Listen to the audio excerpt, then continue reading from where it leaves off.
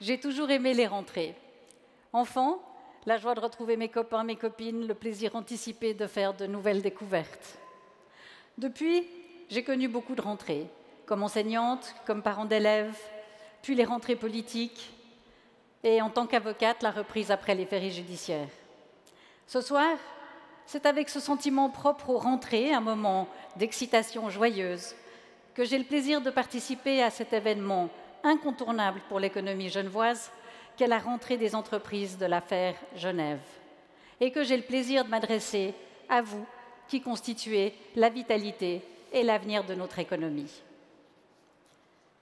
Les salutations protocolaires ayant déjà été prononcées, je me permets de vous saluer, mesdames et messieurs, de manière succincte en vos titres et fonctions. Cette rentrée, plus que toute autre, est marquée pour vous comme pour moi par le défi de la transition. Transition pour sortir de la crise, transition pour soutenir et consolider la durabilité. Sur le terrain, quand nous nous rencontrons, mesdames et messieurs, j'entends bien que vos motifs d'inquiétude sont nombreux et différents selon vos activités. J'entends aussi, et cela renforce mon énergie, la volonté de sortir ensemble de cette crise encore plus entreprenant et plus résilient. Nous voulons nous projeter dans l'avenir, un avenir sain et durable, et évoluer ensemble dans un environnement de confiance. Vous qui avez les mains au quotidien dans la mécanique économique, en tant que responsable d'entreprise, vous savez combien avoir confiance en l'avenir est important. La confiance vous permet de mettre en œuvre votre stratégie sur le moyen et long terme et de planifier votre politique d'investissement indispensable au développement de vos activités. La confiance vous incite à embaucher et elle vous encourage à former davantage vos collaboratrices et vos collaborateurs. La crise que nous traversons nous oblige à la transition. Cette crise nous a toutes et tous affectés, mais de manière très différente. Qu'avez-vous vécu cette année? Un arrêt total ou partiel de vos activités? Une année de chiffre d'affaires et de revenus perdus? Ou alors une année d'opportunités? Êtes-vous l'une des 5000 entreprises qui a bénéficié au cours des derniers mois de la solidarité des Genevoises et des Genevois? Pour la survie des entreprises, l'aide publique à fonds perdus est de près de 420 millions à ce jour. Les entrepreneurs de l'hôtellerie-restauration, de l'événementiel, du tourisme, ceux pour qui la reprise n'a pas encore eu lieu, le savent bien puisque je les rencontre régulièrement. Je m'engage à Berne comme à Genève pour la prolongation et l'assouplissement des mesures d'aide. Quoi qu'il en soit, vous êtes ici parce que, comme moi, vous avez fait vôtre cette maxime de Nelson Mandela, infatigable combattant de la liberté qui a nourri ma jeunesse. La plus grande gloire n'est pas de ne jamais tomber, mais de se relever après chaque chute. La ministre de l'Économie et de l'Emploi que je suis a à cœur de vous défendre et de vous accompagner dans le changement. La mission du Conseil d'État, et la mienne tout particulièrement, est de vous offrir les meilleures conditions cadres et de construire avec vous cet environnement de confiance pour que nous puissions affronter ensemble, sereinement, les inévitables incertitudes. Je sais que la concurrence internationale est rude pour les entreprises genevoises, qui doivent composer tant bien que mal avec des distorsions de concurrence, comme avec les GAFAM par exemple, qui échappent encore à la fiscalité, ou avec le tourisme d'achat. La dépendance de notre économie face aux grandes puissances, en matière d'approvisionnement notamment, est une préoccupation pour vous comme pour moi. Dans ce contexte, pour vous offrir les meilleures conditions cadres possibles, une vision sur des valeurs et une stratégie ancrée dans la réalité sont essentielles. Dans ma vision, la société est démocratique. Elle respecte les libertés individuelles et la diversité. Elle sait accueillir la créativité et l'innovation. Elle permet l'action et valorise l'intérêt général. Elle fait reculer les inégalités et les discriminations. elle est inclusive. Il n'y a qu'une seule planète Terre. Nous n'avons qu'un seul territoire genevois. Il est de notre devoir, à toutes et tous, entreprises, institutions privées et publiques, de le préserver et de garantir son avenir pour nos enfants. Dans ma vision, l'économie est circulaire. Elle repose sur le renouvelable, elle vise la réduction de CO2, tant au minimum de déchets, et sait les valoriser. Elle crée de l'emploi de qualité. Et elle forme la relève, parce que c'est aussi une condition de la durabilité. Dans ma vision, ce sont les entreprises qui sont le moteur de l'économie. Je sais que vous, les entreprises, vos dirigeants, vos employés, vos fournisseurs et vos clients, vous êtes au cœur de notre prospérité. Et c'est bien à vous que j'entends apporter mon soutien.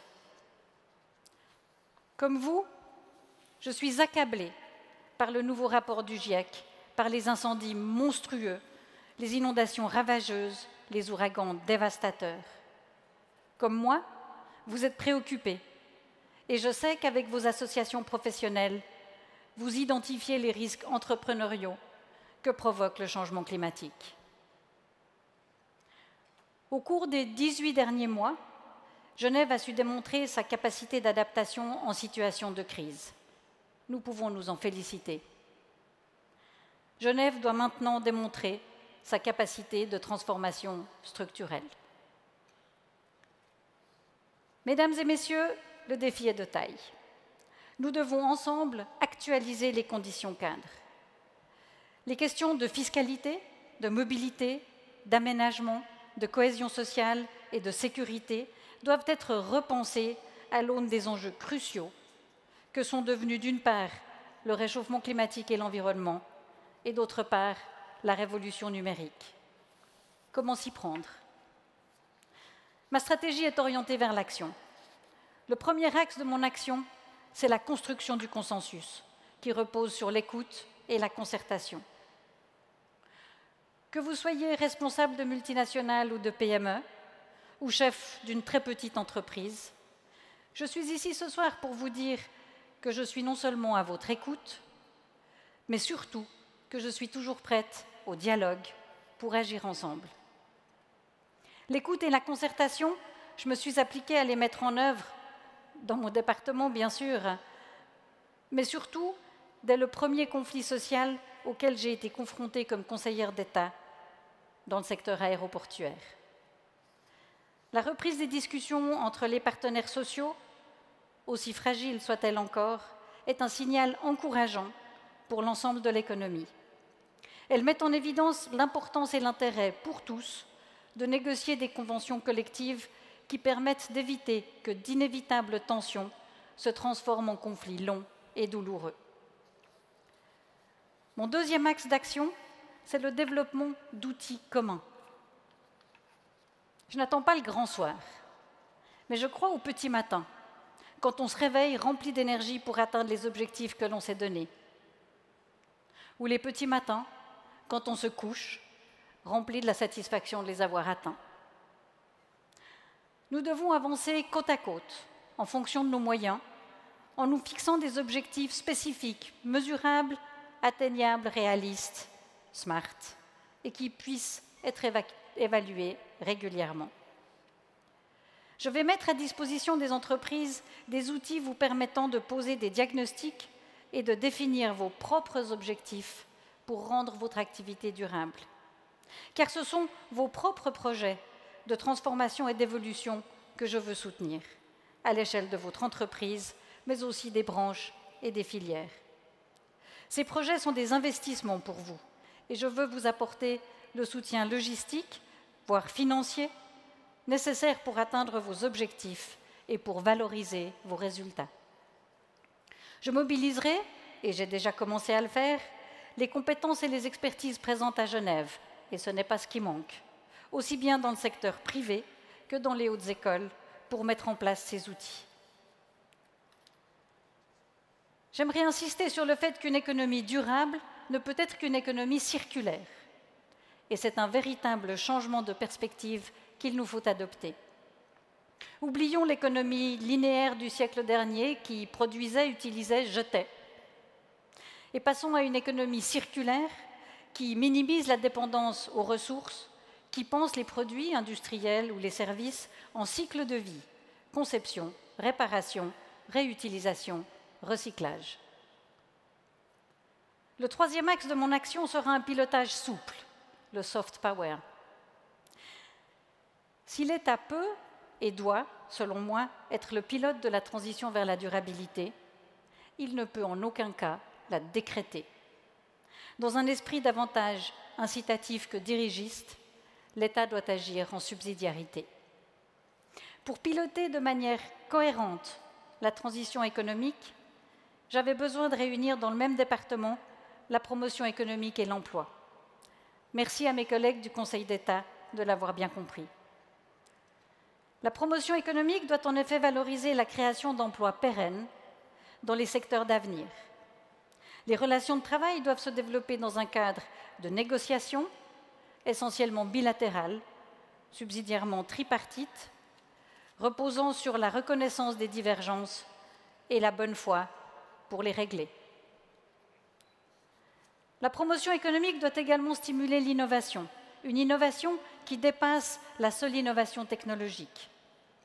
L'innovation sociale, l'innovation collaborative, culturelle, organisationnelle, ce sont autant d'innovations qui peuvent et doivent contribuer à la création d'emplois et au bien-être social. Les termes écologie et économique proviennent de la même racine, oikos en grec, qui signifie la maison. Si nous pensons à Genève et à son bassin de vie comme à notre maison commune, que nous voulons faire prospérer ensemble, cela doit nous conduire à réfléchir à notre souveraineté sur les ressources et les activités qui y sont produites. Prenons l'exemple de la sécurité numérique. Avec les projets de l'intelligence artificielle, l'immense richesse que nous possédons, ce sont nos données personnelles, d'entreprise ou collectives, que s'arrachent les GAFAM. Reprendre le pouvoir sur nos données, c'est recouvrer notre sécurité et notre souveraineté numérique dans le respect de la personnalité des individus et des sociétés, valeur qui est au centre de notre système politique et économique. Mesdames et messieurs, pour conclure, je me réjouis de vous soutenir concrètement, vous toutes et tous qui avez à cœur de relever pour votre entreprise et pour Genève ce défi d'excellence et d'exemplarité.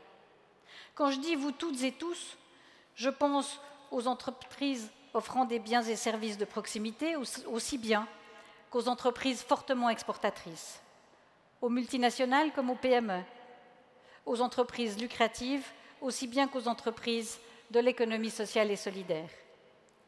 Je pense aux négoces de matières premières dont la responsabilité sociale et environnementale ne se limite pas au territoire de Genève. Je pense au secteur bancaire et financier qui joue un rôle d'avant-garde dans le domaine de la finance durable, comme en témoigne son engagement pour l'événement Building Bridges qui aura lieu à Genève en novembre.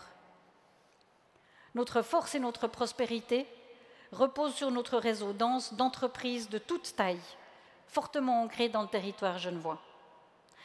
Et c'est bien le cœur de ma mission en tant que ministre genevoise de l'économie et de l'emploi que d'accompagner la reprise pour, à la fois, éviter les faillites et orienter la production vers une économie durable.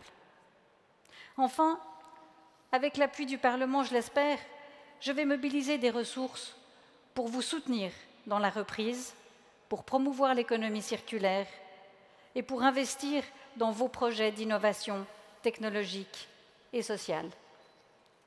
Au nom du Conseil d'État, je me réjouis de vous accompagner au cours des années à venir. Cette rentrée des entreprises est une formidable occasion de renouer les liens et de dessiner les contours de nouveaux projets que je me réjouis de voir émerger et de soutenir. Je tiens à remercier chaleureusement l'affaire Genève de m'avoir invité à partager avec vous, mesdames et messieurs, ma vision et ma stratégie pour l'économie genevoise. Et j'espère que l'an prochain, nous nous retrouverons pour une première évaluation des résultats que nous aurons obtenus ensemble. Je vous remercie de votre attention et vous souhaite une excellente soirée.